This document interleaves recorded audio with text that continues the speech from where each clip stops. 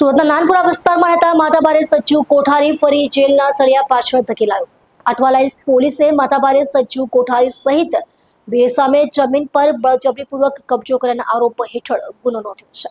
ડરાવી ધમકાવી અને બનાવટી દસ્તાવેજો દ્વારા જમીન પર ગેરકાયદે કબજો કરવાના આરોપ હેઠળ સુરતના 3 વ્યક્તિઓ વિરુદ્ધ કાનૂની કાર્યવાહી કરવામાં આવી છે।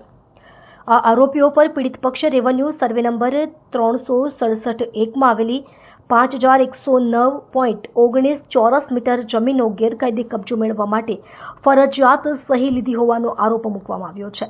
આરોપી નાસિર ખાન, રશીદ ખાન પઠાણ, મોહમ્મદ સાજુ ગુલામ, મોહમ્મદ કોઠારી, રફીક હાજી અલી પાડેલા સામે અઠવાલાઈસ પોલીસ સ્ટેશનમાં ફરિયાદ નોંધાઈ છે।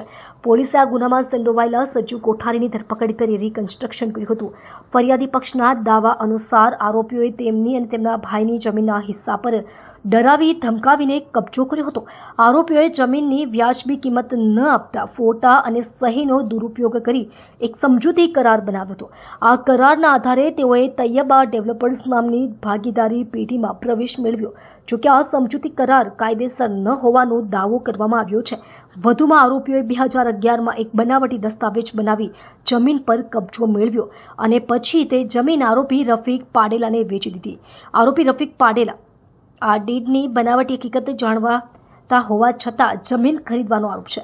પીડિત પક્ષે આરોપીઓ વિરુદ્ધ બળજબરીપૂર્વક સહી, ધમકી અને ગેરકાયદેસર કબજા જેવા ગંભીર આરોપો સાથે અઠવાલાઈસ પોલીસ સ્ટેશનમાં કેસ દાખલ કર્યો છે। પોલીસ તપાસ દરમિયાન સપ્લિમેન્ટરી ડીડની સચ્ચાઈ અને જમીન લેવડ દેવડની પ્રક્રિયા તપાસવામાં આવી રહી છે।